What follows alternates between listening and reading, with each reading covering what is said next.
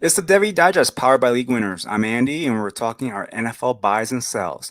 Who are we buying low? Who are we selling high? I have a special guest today. All that and more after the intro.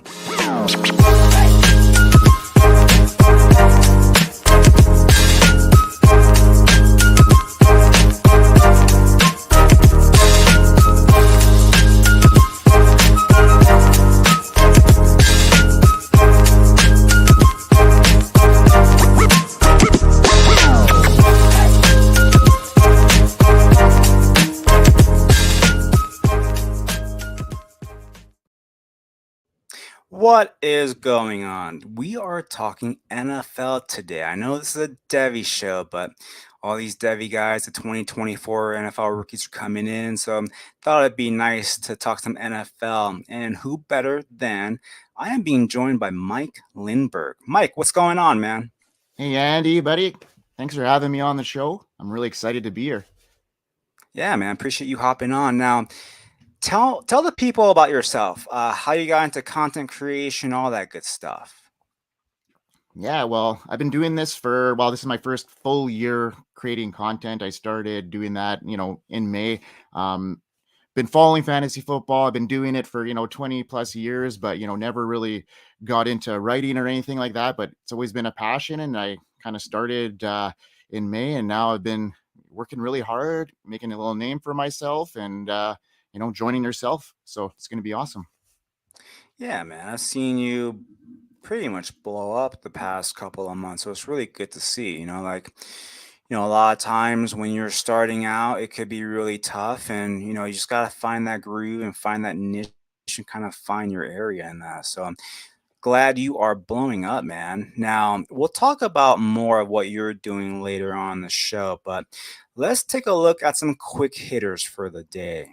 Sure. So starting off, we have Notre Dame quarterback Riley Leonard. He had ankle surgery, and he will be out for winter workouts. He's possibly out for the beginning of spring practices. So we'll have to keep that, kind of in the back of our minds when we look at spring camp and Notre Dame with all they have going on. East West Shrine Bowl, Malik Washington, he shined during the practices all week, so much that he opted out of the game. So that is looking good for his draft stock. Now, when we go to the Senior Bowl, we also had a couple of guys who balled out during the 3 days of practice. They were Ricky Purcell and Roman Wilson. They did so well that they left Mobile. They didn't have to play in the game. So look for those two guys to rise in the draft process. Now, one guy that kind of got hurt in the entire ordeal is Rasheen Ali. He suffered a ruptured bicep tendon. He's going to be out 4 to 6 months. He likely won't be able to do any testing at the combine, but he'll be able to weigh in, get his height measured. It is a little bit of a hit to his draft stock. He'll likely be a day 3 guy, if not get undrafted. And then we have some NFL news because we are talking NFL. Cliff Kingsbury withdraws from the Raiders OC gig. Looks like he might be headed to the Commanders. Reports also that the Raiders are looking at Luke Getsy as possibly being the offensive coordinator. And if anybody watched the Bears, I'm pretty sure they're not too excited about that. Mm-hmm. Now, let's go to the body of the show here. Now, we are talking our NFL buys and NFL sells. Now, we're doing this now because, a lot of people, they're probably not as in tune right now. So if you can buy someone low, you should buy them now. Send that offer, feel it out, see what you can do. And at the same time, if there's a guy that you want to sell, you should sell right now because we're still hot into the season. We haven't started free agency. We haven't started the combine. So these are guys that you can really buy and sell for good prices. Now, Mike, who is your first buy that you have? All right. Well, for me, it's hard to imagine that Tajay Spears has no ACL in his knee, which, if you watch his impressive tape, he's elusive as they come. His explosive plays are a thing of beauty. He's a great pass blocker, and he can catch the ball well. So with Derrick Henry, when he said his emotional goodbye to Titans fans, if that's not, foreshadowing Henry's last snap as the Titans, I don't know what is. Henry has been passing off the torch all season, and Spears has flashed in his opportunities. So in his final game of the year, Henry had a monster game, but so did Tajay Spears. Spears had 2 touchdowns, even with Henry in the lineup. So Tajay Spears finished 2023 as the RB34, even with the hire of Brian Callahan. They're more, he's more of a generally pass happy offense, but I still think this is a big, big spot for Tajay Spears to have a big role next year. He's shown he could be more than just a complimentary back. He is easily a top 24 running back for me next year. So I would be getting him now while the price is low, if you still can. I have Tajay Spears aggressively ranked as a top 10 dynasty running back in 2024 and beyond right now. So yeah, I'm really high on Spears. I think if you can get him in a reasonable price, he's in a stage right now where there's a lot of variables in his situation. But I love the talent. I liked what I've seen, and I do like the hire of Brian Callahan there. So I think Spears has got a lot of opportunity for next year and beyond. Yeah, and I think even if the Titans do bring in a running back in the offseason, I think with that question mark, I think that does lower his like cost as well. I think you can get some managers that would be like, you know what, I'm willing to sell now because they might bring in a veteran to kind of eat up some of those carries left behind by Derrick Henry, or they might, go in the draft and get someone young. So I think even if the Titans do bring someone in, Tajay Spears is a guy that will be fantasy relevant. He's a great pass catcher. And it's not necessarily a bad thing if Tajay Spears doesn't get over 200 touches because, a lot of times with these backfields, there's a lot of opportunities, and he might be one of those Tony Pollard types where he is very effective getting about 12 to 15 touches. But when you give him 20, 25, he may return, less than what you want. So I think even if they bring someone in, that is a very good buy now player. Now, the first buy now player that I have is Josh Jacobs. Now, he held out during the preseason, and he was slow to come back, and he even admitted so that he was kind of playing catch up. He didn't have his leg under him. He was playing kind of preseason ball in during the regular season, so he was never fully up to speed. Before he got hurt, he was still the RB11. And that is something that people don't really think about because they think big picture of how he sat out the final 5 or 6 games or whatever it was. And he just wanted to get healthy. I think a lot of managers who have had Josh Jacobs, I think they're a little frustrated. They had one really good season, and then the rest have been kind of ineffective. So I think you could buy low on Josh Jacobs. Now, Josh Jacobs, he might be someone that returns on a franchise tag or with a new deal. But you saw when he was hurt and they had Zamir White, they interviewed Antonio Pierce, and they were saying, with Zamir White doing so well, this and that, what is it going to look like next year? And without being brought up, Antonio Pierce said, it's Josh Jacobs. He's the guy. He's the guy that we love. He's the guy that does everything. The team loves him. The coach loves him. So even if Josh Jacobs does come back to the Raiders, he should still be that lead back. If he goes somewhere else and chases the money, because he is only 25. People think he's older than he really is. He came in the league when he was only, I believe, 20. So he is someone that is only 25 years old. So if he does get that contract and goes somewhere else, he'll be the lead back somewhere else. So people are down on him, and you can probably buy him for cheap. Yeah, totally. I completely agree with that call.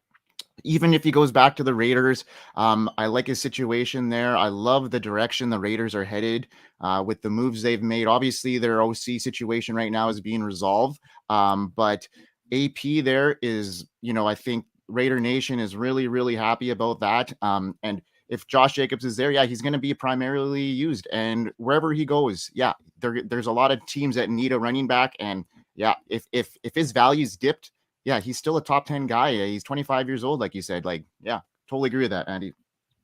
Now, who's the next guy that you're trying to buy? Okay, well, he, when I he's blowing up right now, so he might be harder to buy now. But some people still view his profile as he didn't have a strong profile coming out of college and into the league. So, but he's made some huge improvements. I see. A really strong part of his game, and that's Rashi Rice. He finished our wide receiver 21 this year. He's already half broken out, so this is kind of cheating. However, he needs to be mentioned. Rice, weeks 1 through 9, was the wide receiver 39 in PPR points. He was having a hard time finding the field regularly. His target share was 12.1%. He only had 32 receptions for 378 yards and 4 touchdowns during that stretch. Once the Chiefs figured out he was the key to turning the passing game around, things changed for Rice and the Chiefs when Mahomes decided and Andy Reid decided, to simplify the game, realizing that they didn't need to score 35 points to be in these games. They have such a strong defense. They just needed to rely on their key guys. So since week 10, Rice is the wide receiver 9 in PPR scoring, earning a 23% target share during that time, which translated into 47 receptions for 560 yards and 3 touchdowns. Rice has been monumental in the Chiefs' playoff push. Mahomes has relied on his new weapon time and again. Since week 10, Rice is averaging 8.3 targets per game. Rice is on that pace for the whole year, would be easily a top 20 wide receiver. I have Rice as a top 15 wide receiver headed into 2024. I know that the Chiefs are probably going to bring in some wide receiver help. They're probably going to bring in somebody to stretch the field. And I think that Rice is still going to play that intermediate route really well. Travis Kelce is obviously looking like he's slowing down. Obviously, he's playing well in the playoffs, and that might be just the formula for them is to kind of rest their guys, their star guys, their aging guys throughout the year.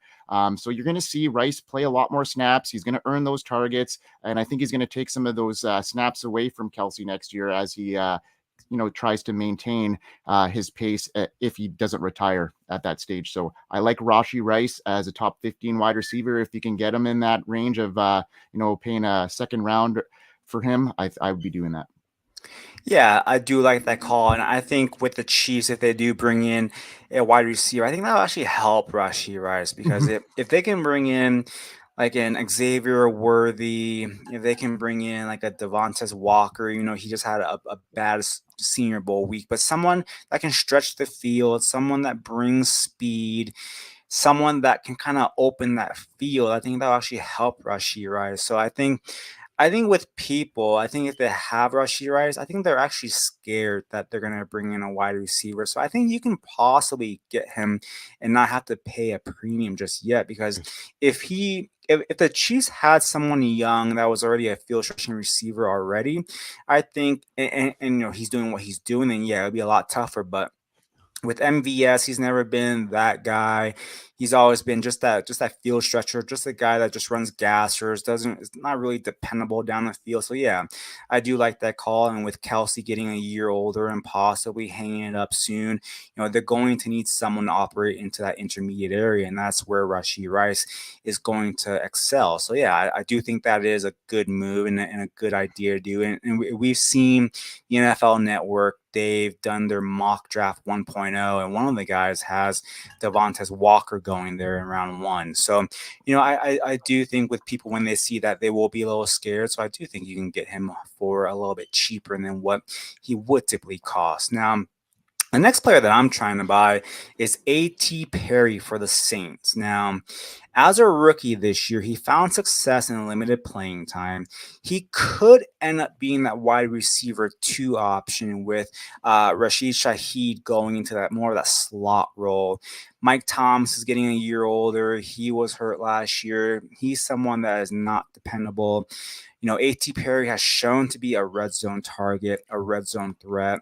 He's able to get somewhat of some separation, which is a concern that we had in college. Now, a new offensive coordinator is coming in, so that passing game is going to look a little different. I do like that for A.T. Perry. He's going to be dirt cheap because people are Mhm. buying Rashid Shaheed and not A.T. Perry. And A.T. Perry could easily come in and be the wide receiver 2 next year. Yeah, I like his. I like that. He played. In limited games. I think he only played 10 games, if I'm not mistaken. Still getting 44% snap share is pretty good for a rookie there, especially if he's battling injury and trying to get into the lineup. That's a sleeper call, and people probably have been down on him. And yeah, like you said, you can get him for cheap. I do like that. The red zone targets. He for a 5.7% target share. Of the total offense, he has a 12.1% target share in the red zone alone. He's, getting the receptions there. I like that call. Like, he could be a scorer next year, and you can get him cheap right now. Yeah. Now, who is your last buy? Okay. So my last buy is Jaden Reed. I love his future, and love is in his future. Huh? Get it?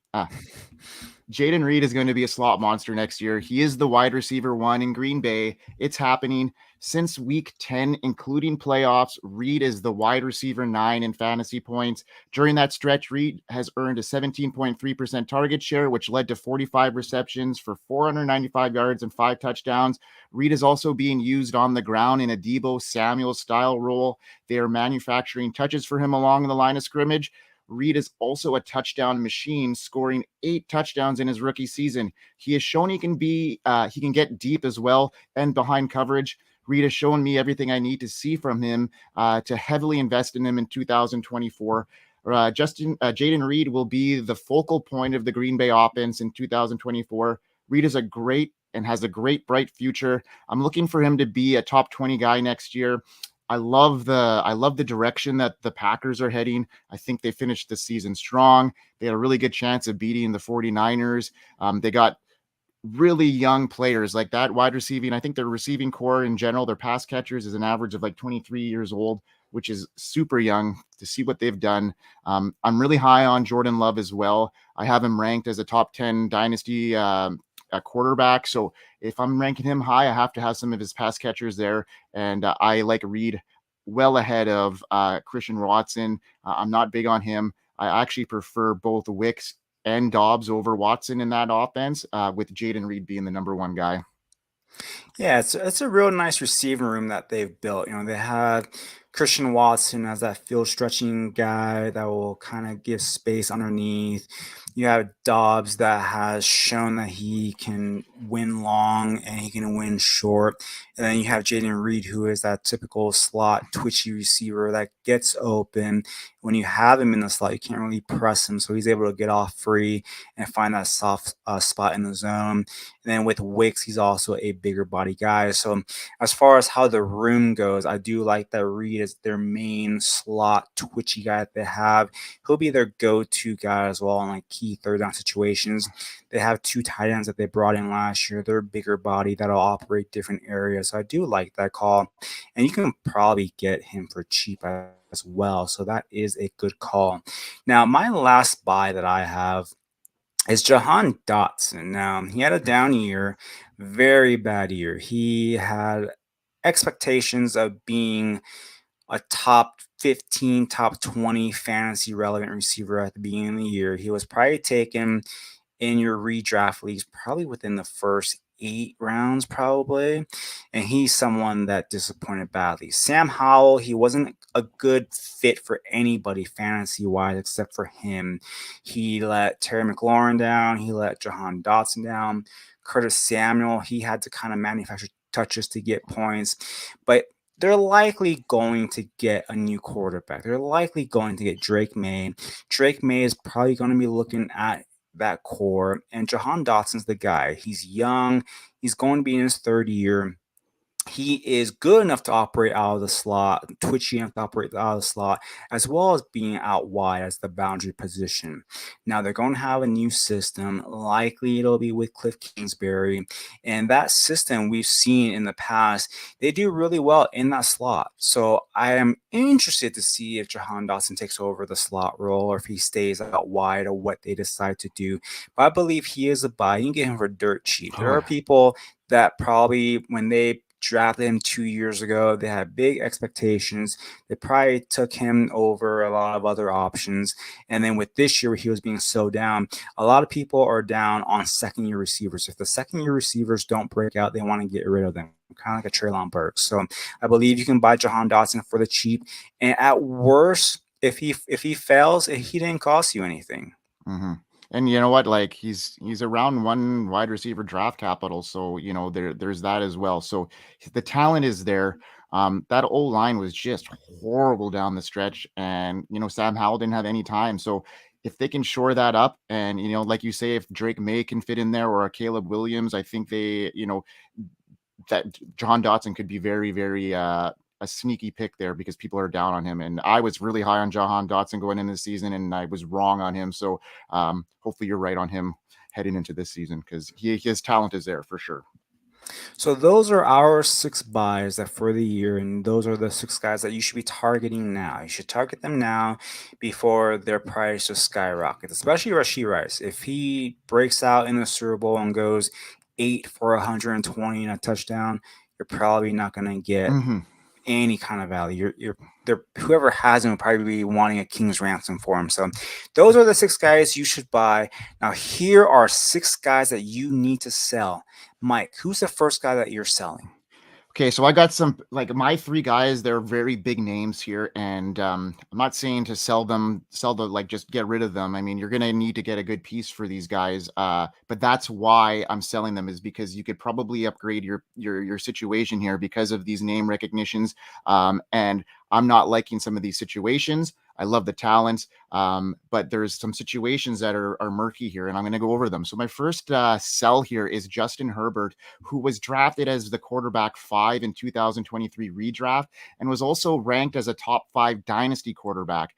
That was just a little too rich for my blood heading into the season. Yes, Herbert is a capable quarterback shown by his QB2 finish in 2021, but things have changed drastically for him and that offense since then.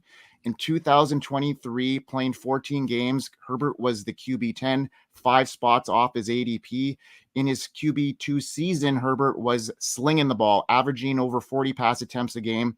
This year, he averaged 5 less pass attempts per game. He also averaged 54 less passing yards per game, throwing an almost a full touchdown less a game as well. So I was lower on Herbert before the Harbaugh signing, and the Harbaugh signing doesn't move the needle for me either because he needs to be passing the ball over 40 times because he's not a scrambling quarterback per se. So for a pocket passer like Justin Herbert, he needs to be passing 40 times plus. And I just don't see that happening in a Jim Harbaugh offense. Despite being a former quarterback himself, he's not known for high flying powered passing offenses. So Harbaugh is known for his run heavy offense. His 9 years in Michigan was a clear example of that. Herbert will certainly be passing the ball less than he did in 2021 in this Harbaugh offense. So throwing the ball less will severely impact his value for me moving forward. Herbert is definitely a sell for me, especially if you can turn him into a first rounder and a complimentary piece as well. So that would be my take on Justin Herbert. Yeah, I think his name value alone is still a first round pick in dynasties. Now, I know I'm currently doing a startup right now, and Justin Herbert went, I believe, at the 109. So he's still being valued as a first rounder. And this startup happened, I want to say last week. So it was our, I believe it was already happened after the Harbaugh news, or it had just broke. But he's still being taken in the first round. And we saw this past weekend Keenan Allen getting interviewed at the Pro Bowl, and he said that he expects to be back. So, people are saying, okay, Herbert's there. Keenan Allen says he's coming back. They have Quentin Johnston. I'm not a big fan of, but he's a young guy who's Yep. back. They have Palmer, who I believe is still going to be back, and then Mike Williams coming off that torn ACL. And I do think that there is an option to sell high because we know with Harbaugh, even with his days at the Niners, he wants to rely on the run game to take pressure off the quarterback and for the quarterback to be more efficient, where they go maybe 22 for 28 for 270 yards and 2 touchdowns. While that's great for real life football, that's not great for what we do in fantasy. So I do think there's enough wiggle room right now where people are still kind of believing that he'll be able to throw 40, 50 times a game, that yeah, you can sell high. You could probably get maybe a Joe Burrow because he got hurt plus something else. Or if you still believe in Trevor Lawrence, you can get Trevor Lawrence and something else because he had a bad year. You can always get Brock Purdy and something else because people don't Mm, believe in Brock Purdy. So if you do believe it in Brock Purdy, you can get Brock Purdy plus. So I do think that is a good call for Justin Herbert. You and also there are just guys who just love Herbert. I know that there was a startup done this year that Noah Green did, and he told me that the guy in the startup offered Noah Green, I believe it was a first, a second, and then they swap later rounds just so that the guy can get Herbert. And Noah Green did that. And then the guy took Herbert, and then Noah was able to get Patrick Mahomes. So there are guys that are still high on Justin Herbert. And if you can get out, you definitely should. And Mike brought a great case. My first sell is going to be wide receiver for Houston, Tank Dell. Now, the reasoning is his value right now is just above expectations. Yeah, he had a great, handful of games before he got hurt, but Nico Collins emerged there. And so not only is there Nico Collins, I really do believe in the offseason they're going to bring in a veteran because they want someone with that veteran leadership to help CJ Stroud, to help this young core. They also have Dalton Schultz there at the tight end. So there's just going to be too many mouths to feed. And Tank Dell is being valued as a high end wide receiver too, and he might not return that production at all. Now, I get CJ Stroud handpicked him to come aboard, but we have to understand that a Nico Collins breakout, that wasn't a fluke. Nico Collins is here to stay. Houston, I still really do believe they're going to bring in a vet. You could probably sell really high on Tank Dell because there are some Tank Dell truthers out there. So you can get absolute peak value on him right now. You should do so before free agency hits. yeah, man, I agree with that totally. I mean, one thing that pops out, he's listed at like 5'8", 165. Yes, these small players are starting to become, usable in the NFL and becoming assets, but they also take a lot of time off because they get injured often. And Tank Dell is a pure example of that. And it's going to lead me into my next guy as well. We're in the similar situation where Andy pegged it. We aren't down on these talents. We're down on their price. And if you can turn that into a more value down the line, let's do it. And that's going to bring me into my next one here, and that's Devon Achane. I mean, he stormed the league and broke out, was close to being a league winner if he didn't get injured. He missed 6 games and finished as the RB24. Impressive stuff from this rookie. Achane has RB1 upside. There is no doubt. My issue with Achane is his size. He does play running back, sitting at 5'9", 188. That's even small for a small back. Achane has issues dealing with injuries throughout his career. He missed 6 games his rookie season for various injuries. My fear is that he will always be a complimentary back. Although he can prove to be valuable in that type of role, I just don't see him as a top 10 dynasty running back, and that's where he's getting valued at, and that scares me. I can't see him even being able to surpass over 65% snap share. And you kind of need that at least, if not 70% or more, to be an elite tier running back. They will use him in a similar role to like they are doing in Detroit with Jahmyr Gibbs. However, Jahmyr Gibbs can take some hits in between the tackles and is bigger, so he'll be able to take on more snaps. I don't like Achane getting red zone looks either, as many carries on first and second down will likely be split between another bigger back. So someone will likely pay up huge. You could easily return a huge haul for him right now. I'm going to take that deal for a running back that I can play every week, and that'll give me consistent numbers, like a Pacheco plus. Like I would love that, because I see the value in that. So Yeah, and then I do see that because in that startup that I was talking about, he went in the fourth round of a startup, and so he is being valued extremely high right now. And Raheem Mostert still has a year under contract left, and he was the guy that they use in the end zone. So while Achan is very explosive and he can catch out of the backfield, his opportunity for touchdowns might be capped due to Raheem Mostert being there. So that is something that is interesting because he is being valued very high now.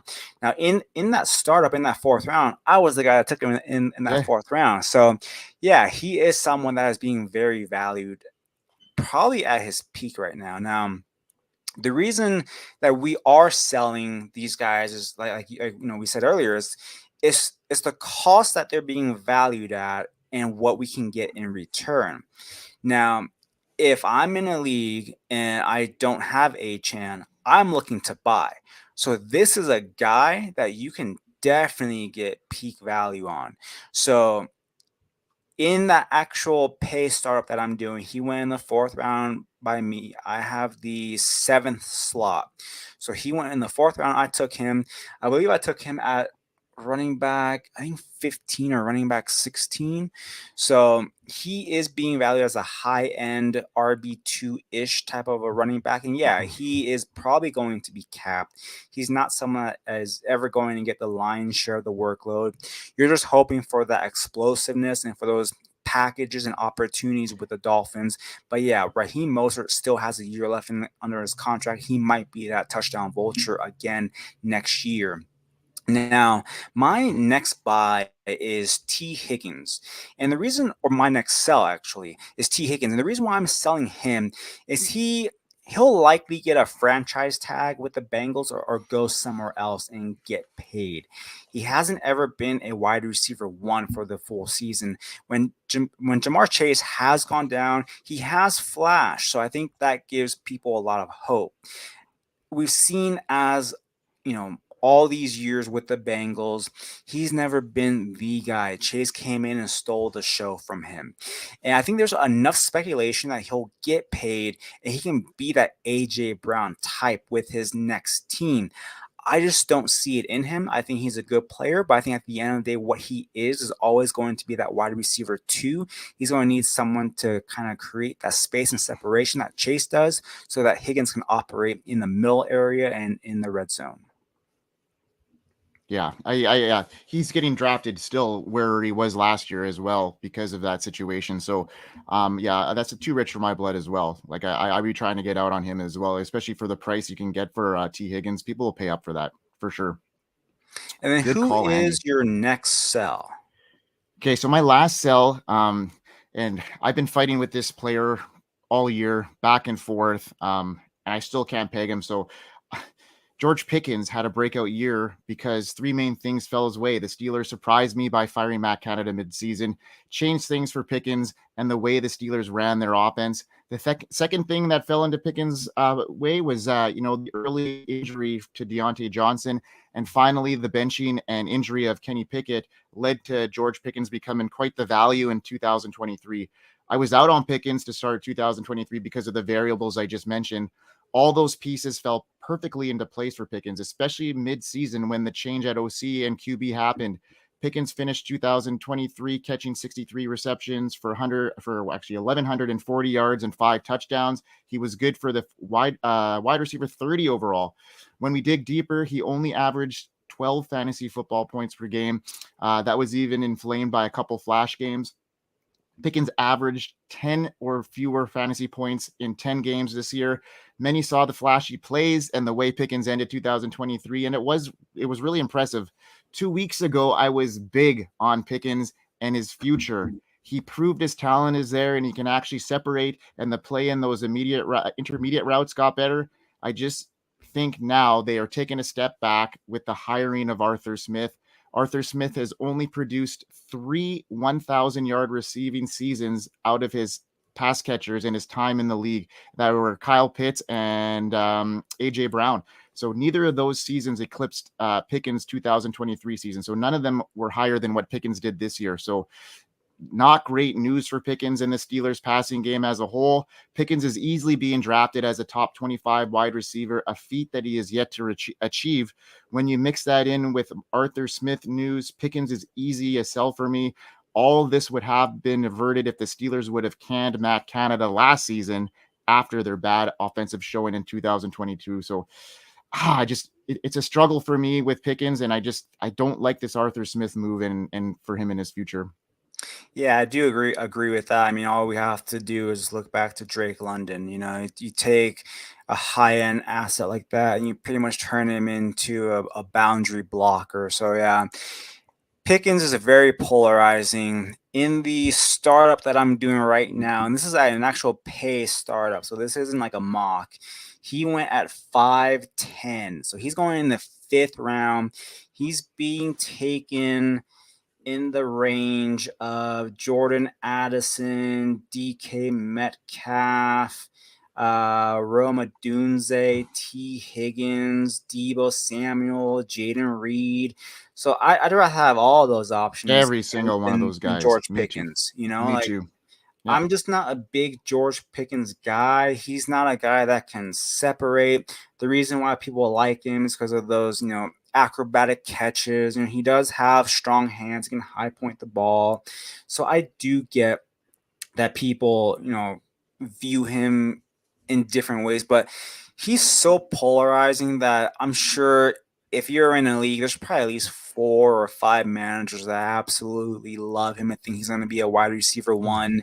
And then, they're going to reach for him. They're going to trade for him. But yeah, having Arthur Smith there doesn't really help him. And yeah, you can definitely buy because there are people that really want him even Mhm. after Arthur Smith. So yeah, so if you do have him, you should definitely sell. And you definitely want to sell before the free agency market hits because who knows, they might end up bringing in a third running back. So the Steelers use a three-back system. So definitely sell now while you can. My last sell is going to be Mark Andrews, and the reason why I'm selling him, he is currently 28. He'll be 29 for the upcoming season, so he'll be another year older. Now, while he was hurt this year, we saw Isaiah Likely break out. Every time Andrews has been hurt, Likely has shown that he is a great asset. I believe Likely had a touchdown in every single game that he started this year while Andrews was out during that stretch. So the Ravens, they've seen Likely. They know what he can do. It's possible that they rotate Likely in more next year, or even play 2 tight end sets. So he's being valued as a tight end 5 still, and he's going to be 29. This is a time to sell now because people are saying, you know what? He just recovered from injury. He was able to get back into their playoff game. He's going to have a full year to get healthy again. Lamar Jackson's going to be the MVP. This is going to be, Mark Andrews' year. He's going to be the guy. And they're going to point to Kelsey for still being a tight end 1 up until his age 34 season. So they're going to think, you know what? We still have 6 years left. Let's go buy. So that's why you should sell, and you should try to go buy Isaiah Likely. But that is my last sell is Mark Andrews. Yeah, I like that too because if you look at the age of the tight ends that are coming up and the talent that is now, like they're getting bumped. You got Trey McBride, Sam Laporta, both those guys had monster seasons. You got Brock Bowers coming in, who's supposed to be elite. And when you think about the situation and Kyle Pitts now, like he's bound to get better, you would think. So like these are all variables that are bumping Andrews out of there. And if you can get a premium price, I love it. Yeah. And Isaiah Likely's emergence, you can't deny that. He filled in. It was almost like, 1 for 1 there when he went into the lineup. So it's not like the Ravens changed their game plan. They used Likely just as much as they used Mark Andrews. So I like that call. And I think Isaiah Likely's going to, earn himself some playing time. So yeah, I like it. Yeah, so those are our 6 buys that you should definitely be selling before free agency hits. Now, there are some managers that are in your dynasty leagues that probably aren't paying attention right now. So if send out a trade offer that has Justin Herbert or Mark Andrews or any of these guys like George Pickens, they're probably going to be looking at it. It's like, yeah, I want to buy that. So you should definitely get your trades done now. Now, every week at the Devy Digest, what we do is we bring you some player profiles to get you ready for the 2024 rookie drafts. We also do a CFF player profile to get you ready for the C2C sub drafts that take place in the summer. And we bring on a under the radar freshman profile. Now, for this week, the first player that I'm talking about is our Devy Digest player profile of the day. That is LSU quarterback Jaden Daniels. He's 6'4", 210 pounds, a true dual threat quarterback. He's a 5-year starter, so he has the experience. He's a very electric runner. He's likely a top 5 pick, possibly top 3. Now, some of his negatives that I want to bring attention is that his accuracy can get away from him at times. And was he a byproduct of Malik Neighbors and Brian Thomas Jr.?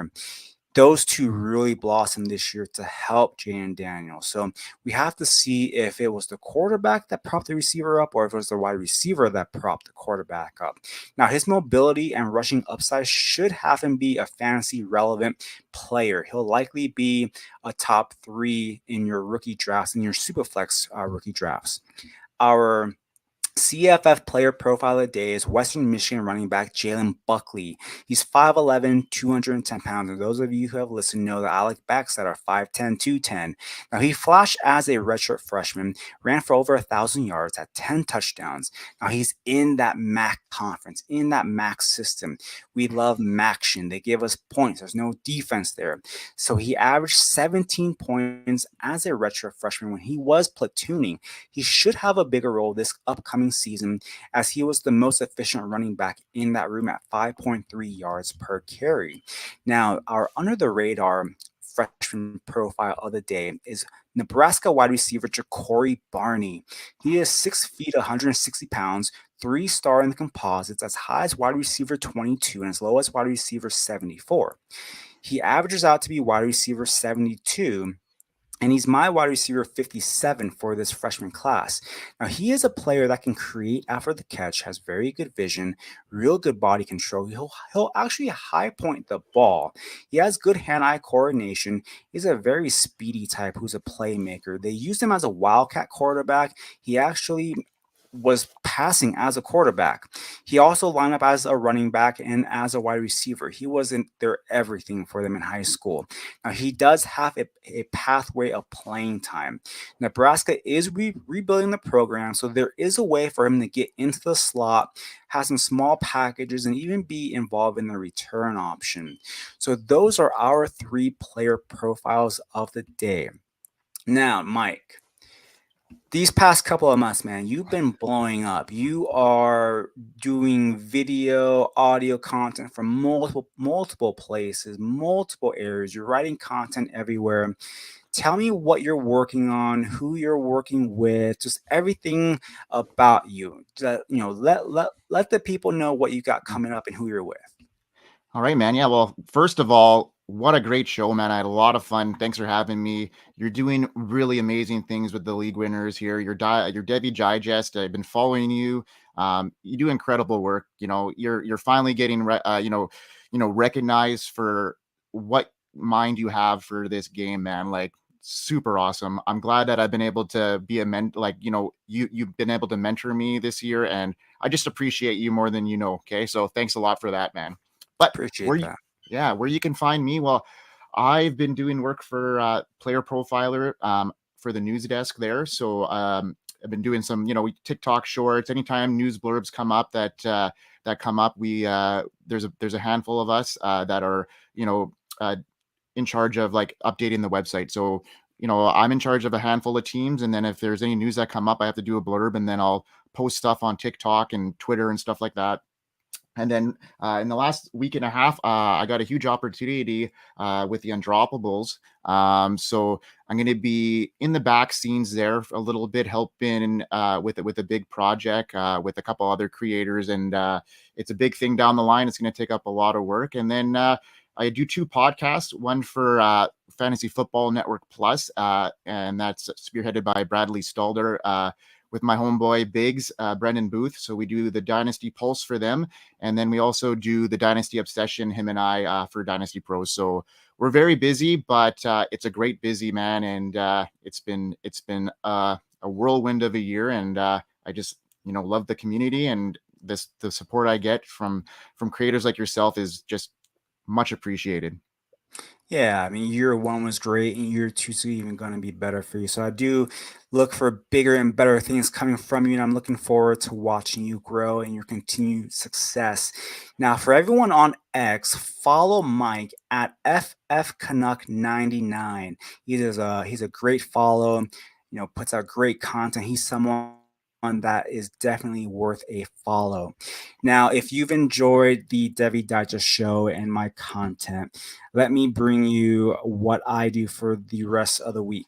For audio content, every Sunday and Wednesday, we do the Devy Digest show through League Winners. They air on Spotify and Apple the next day. Tuesdays, we do the Welcome to the Big House through the CFB Nation.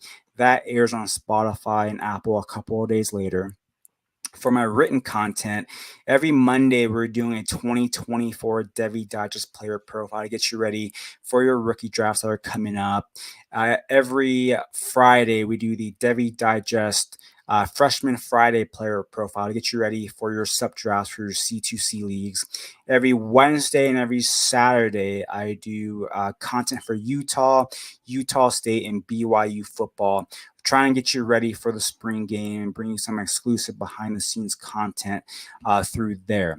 Now, before we go, we'll be back next time. If you're watching on YouTube, hit the like button, comment, subscribe, give us a rate and review on Spotify and Apple. And until next time, we'll see you on the Devy Digest.